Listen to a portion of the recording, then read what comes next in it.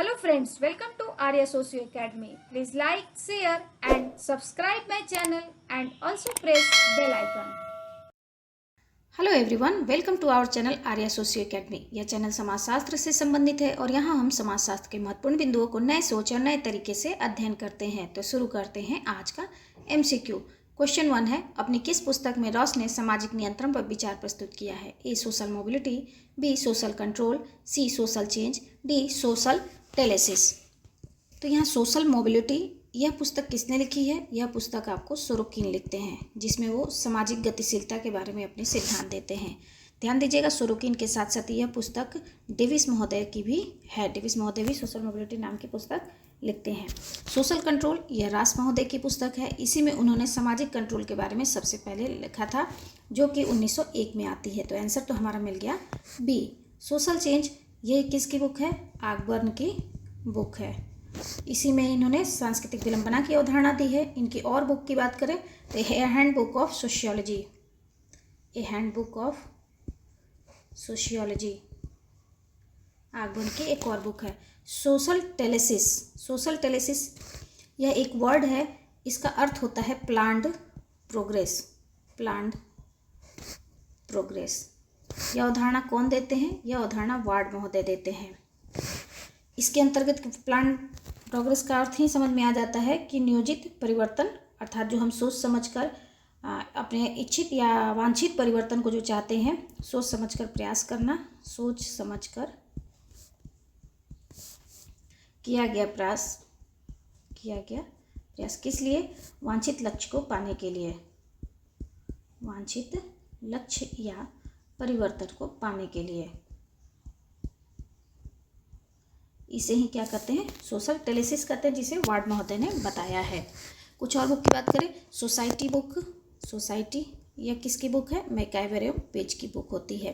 Human society, human society यह किसकी book है? किंसले डेविस की है।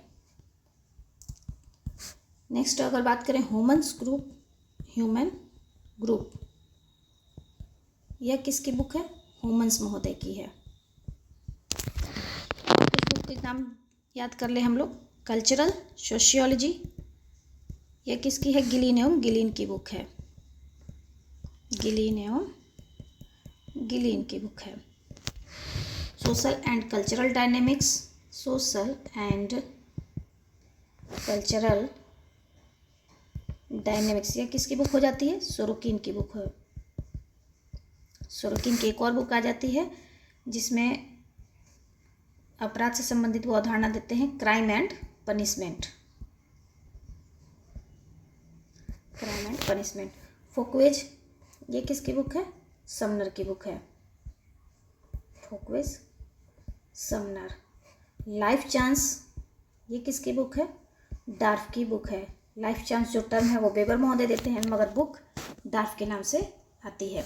तो सारी चीज़ें जो यहाँ मैंने लिखी हैं उसे आप नोट कर लीजिएगा, इंपॉर्टेंट है, मैचिंग के रूप में भी पूछ सकता है। इस तरह की जानकारियों के लिए अधिक से अधिक लोगों तक शेयर कीजिए। जिन्होंने मेरे चैनल को अभी तक सब्सक्राइब नहीं किया, प्लीज़ वो सब्सक्राइब कर लें और लाइक एंड कमेंट करना ना भूलें। तो फर्स्ट का आंसर हमारा हो जाता है यहाँ बी। नेक्स्ट क्वेश्चन 2, यह किसका विचार है कि विपथगामी प्रवृत्तियों की कली को फूल बनने से पहले ही कुचल देना सामाजिक नियंत्रण है? A Ross, B Landis, C Parsons, D MacIver. तो यहाँ देख लेते हैं। रास महोदय की चर्चा करें तो इन्होंने सोशल कंट्रोल बुक लिखी, अभी हम लोगों ने देखा, जिसमें उन्होंने सामाजिक नियंत्रण की बात करते हैं।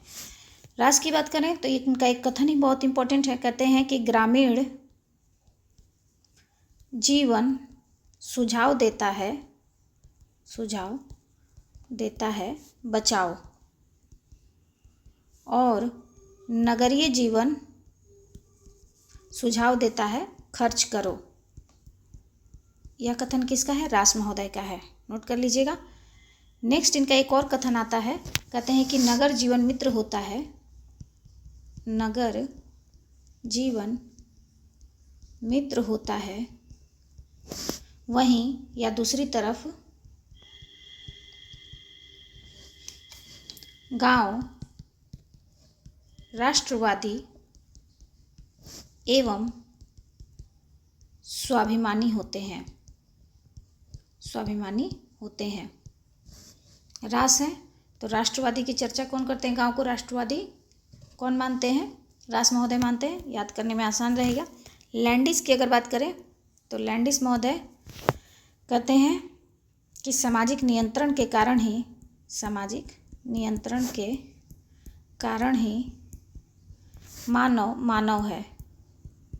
यह कथन किसका है? लैंडिस महोदय का है।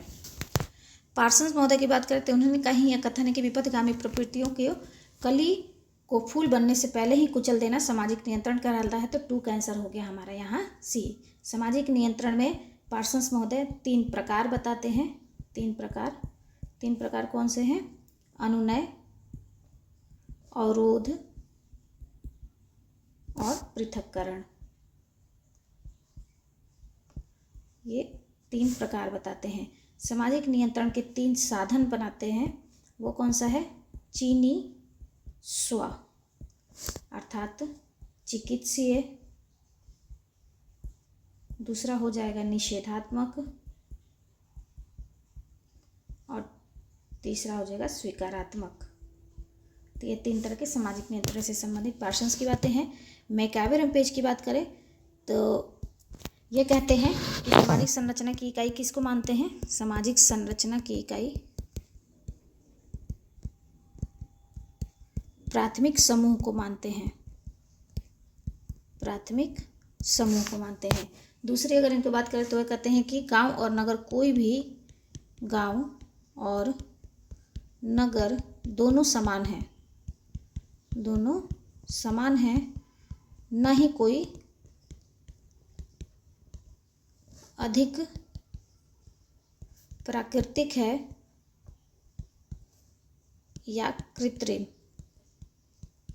ना ही गांव अधिक प्राकृतिक है या कृत्रिम और ना ही शहर नगर। तो इसे दोनों को ही समान मानते हैं। और यह कथन किसका है? मैकआवर एंड पेज का है। मैकआवर एंड पेज की बात करें तो टोटल एनवायरनमेंट इनकी अवधारणा है। Total environment. तो ये सारी जानकारियाँ नोट कर लीजिएगा, आपके काम आ सकती हैं। तो 2 का आंसर हमारा यहाँ हो जाता है सी। नेक्स्ट क्वेश्चन 3, निम्नलिखित में से कौन सा कथन सत्य है? ए, समूह का समूह पर नियंत्रण, बी, समूह का व्यक्तियों पर नियंत्रण, सी, व्यक्तियों का व्यक्तियों पर नियंत्रण, डी, उपयुक्त सभी। तो यहाँ क्वेश्चन पूछ रहा है कि सामाजिक नियंत्रण के संबंधित कौन सा सही है। तो क्वेश्चन में क्या करें? समूह का समूह पर नियंत्रण। जैसे एग्जाम्पल हम विवाह में देखते हैं कि सभी का रोल फिक्स रहता है, सभी को क्या करना है क्या नहीं करना है। तो ये एक तरफ से वधू पक्ष होता है, एक समूह हो गया, एक तरफ वर पक्ष होता है, ये भी एक समूह हो गया। दोनों एक दूसरे को कैसे प्रथाओं के माध्यम से, परंपराओं के माध्यम से एक दूसरे को ट्रीट करते हैं, व्यवहार करते हैं और नियंत्रित रहते हैं। तो ये एग्जाम्पल हो गया समूह का समूह पे नियंत्रण। समूह का व्यक्तियों पे नियंत्रण, जैसे कानून का नियंत्रण, या हमें किसी सोसाइटी में कैसे रहना चाहिए, किस तरह से बोलना चाहिए, किस तरह के शिष्टाचार इत्यादि को अपनाना चाहिए। तो ये क्या है?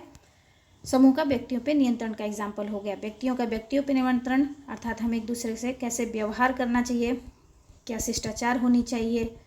तो ये सभी क्या हो जाएंगे? हमारे व्यक्तियों का व्यक्तियों पर नियंत्रण। अर्थात हमारा आंसर हो गया 3 का डी, उपयुक्त सभी।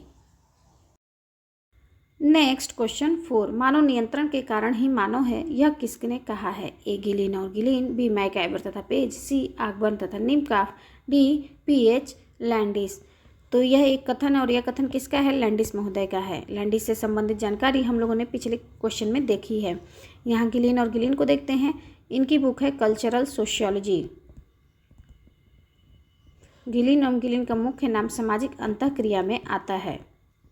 सामाजिक अंतःक्रिया में आता है क्योंकि सामाजिक अंतःक्रिया में क्या आवश्यक है, कितने प्रकार हैं, सभी के बारे में डिटेल बताते हैं। तो सामाजिक अंतःक्रिया की 2 दशाओं को इन्होंने बताया है।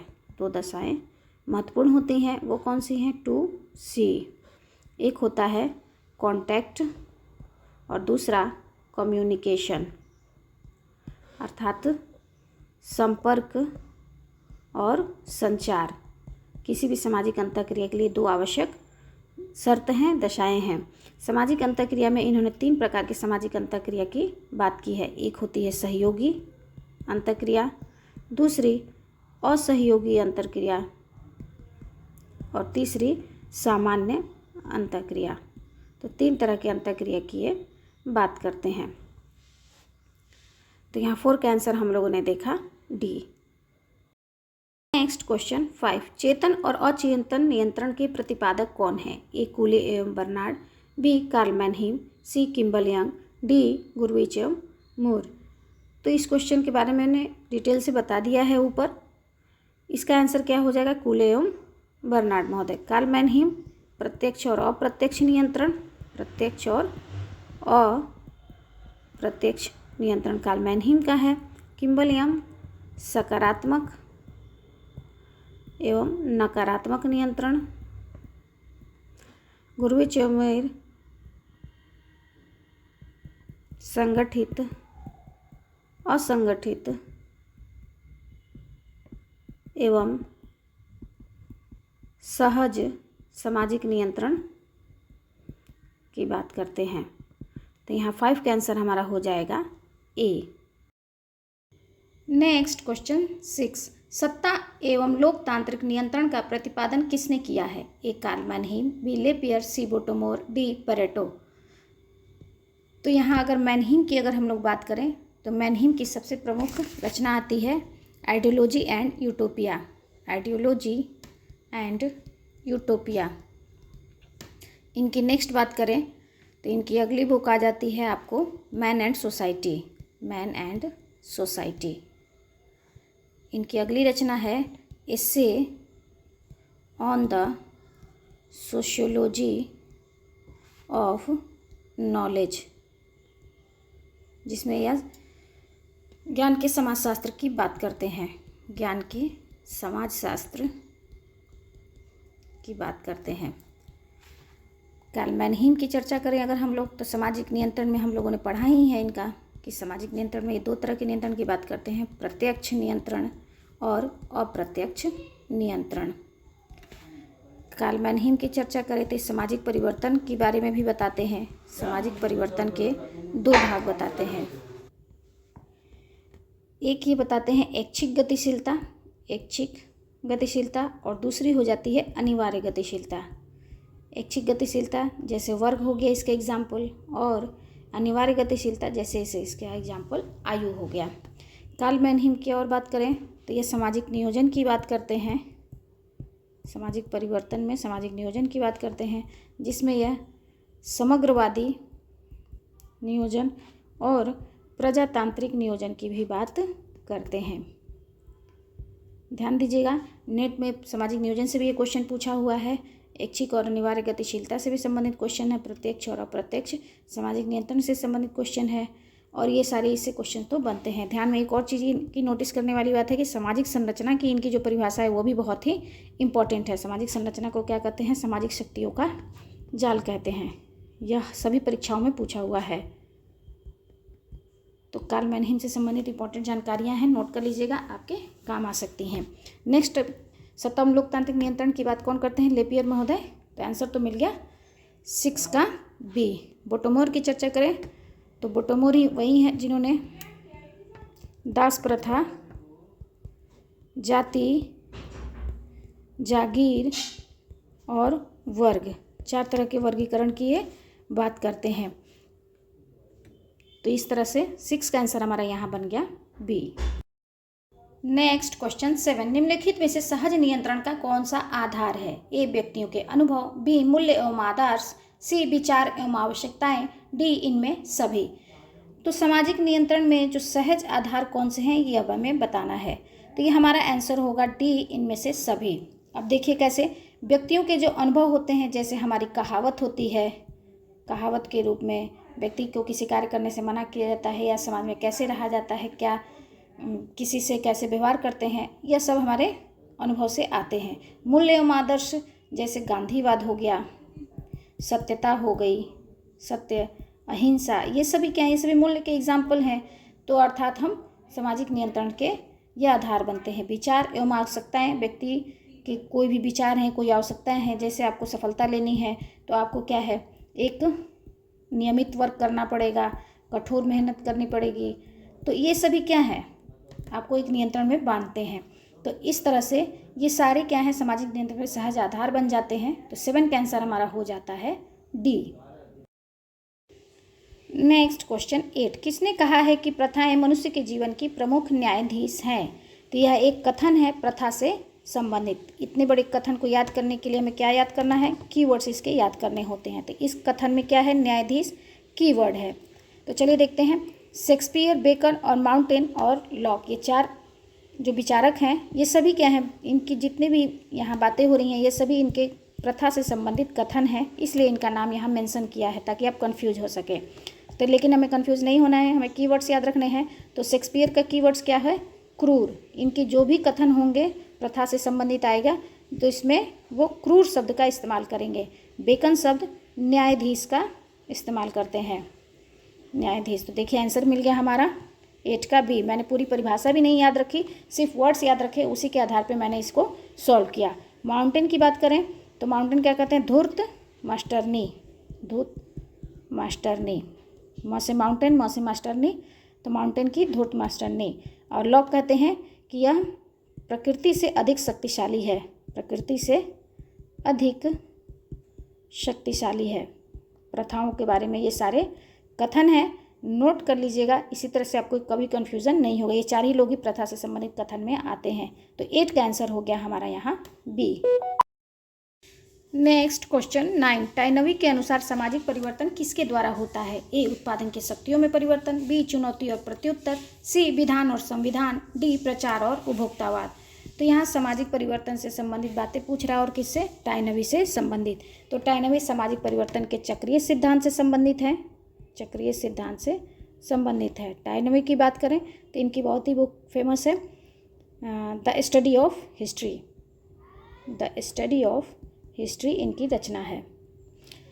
इनका मुख्य सिद्धांत क्या है? चुनौती एवं प्रत्युत्तर का सिद्धांत देते हैं, चुनौती एवं प्रत्युत्तर का सिद्धांत देते हैं। कहते हैं कि कोई भी समाज तभी तक जीवित रह सकता है, जीवित रह सकता है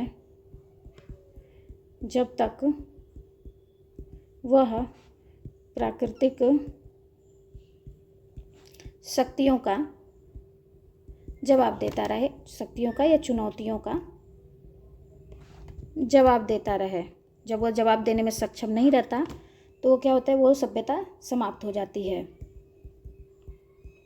इसी के आधार पर उन्होंने चुनौती, जब प्रकृति से चुनौती मिलती है उसका प्रत्युत्तर जब तक कोई सभ्यता देती है तब तक वो जीवित रहती है, और जब वो प्रत्युत्तर देने में सक्षम नहीं होती तो वो सभ्यता का विनाश हो जाता है। इसी के आधार पर उन्होंने चुनौती एवं प्रत्युत्तर का सिद्धांत दिया। डायनामिक की बात करें तो इन्होंने अल्पसंख्यक, सृजनशील अल्पसंख्यक की यह बात करते हैं, सृजनशील अल्पसंख्यक, अल्पसंख्यक, इसकी अवधारणा देते हैं डायनावी। नोट कर लीजिएगा, सारी चीज़ें आपके काम आ सकती हैं। तो 9 का आंसर हमारा यहाँ हो जाता है बी। नेक्स्ट क्वेश्चन 10, निरंतर विकास की ऐसी विशिष्ट प्रक्रिया जिसमें आने वाली प्रत्येक अवस्था अपने से पूर्व की अवस्था के गर्भ से उत्पन्न होती है, उसे क्या कहा जाता है? ए, उद्विकास, बी, विकास, सी, क्रांति और डी, ब्रेक। तो इसका आंसर तो हमारा होगा यहाँ ए, उद्विकास, क्योंकि इसकी क्या है, इसका जो विकास है ये पूर्व की अवस्था के गर्भ से इसका विकास होता है, तो इसे उद्विकास कहते हैं। उद्विकास क्या है? यह सरल से सरल, असंबद्ध और समता अर्थात समरूप होते हैं, से जटिलता, संबद्धता और विषमता की ओर परिवर्तन उद्विकास कहलाता है। इसकी सबसे पहले बात कौन करते हैं? स्पेंसर महोदय करते हैं। उद्विकास की बात करें तो इसकी एक निश्चित दिशा होती है, निश्चित दिशा प्लस यह एक निरंतर प्रक्रिया है, और साथ ही यह प्राकृतिक घटना है, नेचुरल है। तो ये उद्विकास की बातें हो गई। उद्विकास में क्या है? जैसे कि एग्जाम्पल हम कोई वृक्ष या गर्भ में जो शिशु है, तो ये जैसे एग्जाम्पल में हम एक बीज को ले लेते हैं, ये बीज है और ये क्या है? सरल है, असंबद्ध है, समता है इसके अंदर, लेकिन यह धीरे धीरे विकास करके ये पूर्ण वृक्ष बन जाता है। तो ये सभी क्या हैं? उद्विकास के एग्जाम्पल हैं। जैसे मार्क्स बताते हैं कि समाज में क्या है, आय प्रशापु आता है, अर्थात पहले समाज आदिम था, फिर एशियाई, फिर प्राचीन, फिर सामंतवादी, फिर पूंजीवादी समाज आता है। तो इसी चीज़ को वो उद्विकास के रेखीय सिद्धांत, अर्थात एक निश्चित दिशा होती है, सीधी रेखा में यह परिवर्तन होता है। उद्विकास में स्पेंसर समाज के उद्विकास की बात करते हैं तो ये हप्पाई की चर्चा होती है, हप्पाई की बात करते हैं। कहते हैं कि पहले समाज क्या था, हंटिंग सोसाइटी थी, हंटिंग सोसाइटी, फिर पोस्टोरल सोसाइटी, फिर एग्रीकल्चरल सोसाइटी, फिर इंडस्ट्रियल सोसाइटी।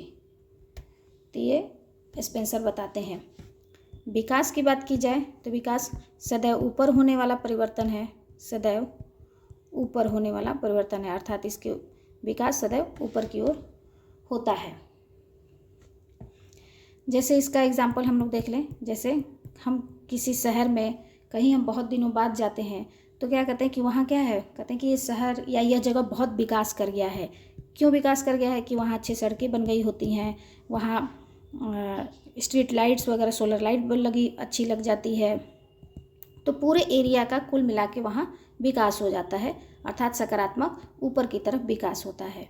क्रांति की बात करें तो यह अचानक परिवर्तन आता है, इसमें अचानक परिवर्तन होता है, इसमें कोई क्रम नहीं होता है, कोई क्रम नहीं होता। वृद्धि मतलब होता है मात्रा में परिवर्तन, वृद्धि मतलब मात्रा में परिवर्तन, जैसे आपके हाइट का बढ़ना, आपके वजन का बढ़ना, तो ये सभी क्या है, वृद्धि के एग्जाम्पल्स हो जाएंगे। तो 10 का आंसर हमारा हो जाता है यहाँ ए। मैं ये बता दूँ 10 का आंसर हो गया ए। नेक्स्ट क्वेश्चन 11, कार्ल मार्क्स के सामाजिक परिवर्तन के संपूर्ण विचारों का केंद्रीय बिंदु निम्न में से कौन सा है? ए उत्पादन के साधन, बी उत्पादन की शक्तियाँ, सी उत्पादन के संबंध, डी वर्ग चेतना।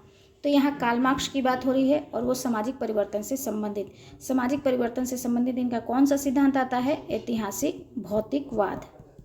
ऐतिहासिक भौतिकवाद यह इनके सामाजिक परिवर्तन से संबंधित सिद्धांत यहाँ देखने को मिलता है। बताते हैं कि समाज में परिवर्तन कैसे होता है, उत्पादन प्रणाली के आधार पर होता है। उत्पादन प्रणाली, जैसे जैसे उत्पादन प्रणाली में परिवर्तन आता है वैसे ही समाज में या सामाजिक संबंधों में परिवर्तन आता है। इसी को इन्होंने बताया है, जिसकी अभी मैंने चर्चा की, आय प्रशापु। 5 तरह के समाज में जैसे जैसे उत्पादन प्रणाली हमारे परिवर्तन होते हैं वैसे वैसे हमारे सामाजिक संबंध भी बदलते हैं और समाज भी बदलता है। लेकिन यहाँ उत्पादन प्रणाली ऑप्शन में नहीं है।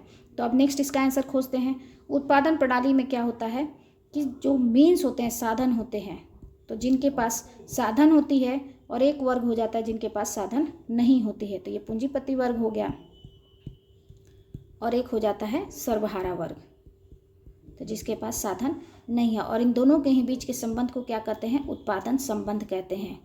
उत्पादन संबंध, ये उत्पादन के साधन हो गए, ये उत्पादन के संबंध हो गए। अब पूंजीपति क्या करता है? सर्वहारा का शोषण करता है, शोषण करता है, क्योंकि सर्वहारा अपना श्रम देता है और पूंजीपति यहाँ अपना पूंजी देता है। तो जिसके आधार पे यहाँ शोषण होता है और यही शोषण में क्या करता है? वो अतिरिक्त मूल्य लेता है। पूंजीपति अतिरिक्त मूल्य लेता है, जिसे यहाँ अतिरिक्त मूल्य का सिद्धांत भी निकल कर आता है। अब यहाँ बात करें कार्ल मार्क्स की, तो कार्ल मार्क्स ने जो सामाजिक परिवर्तन उसके 4 नियम बताए हैं। 4 नियम बताए हैं। 4 नियम कौन से हैं? एपनिग। ए से हो गया आपको परस्पर विरोधों में एकता, परस्पर विरोधों में एकता। जो विरोधी लोग होते हैं अर्थात पूंजीपति और सर्वहारा दोनों परस्पर विरोधी हैं, लेकिन फिर भी इनको मिलकर कार्य करना इनकी मजबूरी हो जाती है। विरोधों में एकता पहला हो गया। प से हो गया परिमाणात्मक से गुणात्मक परिवर्तन, गुणात्मक परिवर्तन। तीसरा हो गया निषेध का निषेध नियम, निषेध का निषेध नियम, निषेध नियम ये बहुत ही इंपॉर्टेंट हो जाता है। निषेध का निषेध नियम, जिसे नकार का नियम कहते हैं, ये एग्जामिनेशन में पूछता है। ग से हो गया गतिशीलता का नियम, गतिशीलता का नियम। तो ये सारी चीज़ें हो गई, इंपॉर्टेंट नोट कर लीजिएगा। कार्ल मार्क्स से संबंधित वीडियो बने हुए हैं। ऐतिहासिक भौतिकवाद क्या है, डिटेल में सारी बातें मैंने वहाँ बताई हुई हैं। द्वंदात्मक भौतिकवाद, मार्क्स से संबंधित सारे जानकारी आपको वीडियो में मिल जाएंगी। स्पेंसर से भी संबंधित जानकारियाँ हैं, आपको वहाँ देखिएगा प्लेलिस्ट में जाकर। थिंकर्स से मोस्टली जानकारी आपको वहाँ मिल जाएगी। तो 11 का आंसर हमारा यहाँ हो जाएगा ए, क्योंकि यहाँ बताए हैं कि केंद्र बिंदु क्या है, जब यहाँ उत्पादन प्रणाली नहीं दिया है तब हमारा साधन हो जाएगा। तो 11 का आंसर हो गया हमारा यहाँ ए। आई थिंक इस तरह की जानकारियाँ आप लोग के लिए हेल्पफुल रही होंगी। थैंक यू, धन्यवाद।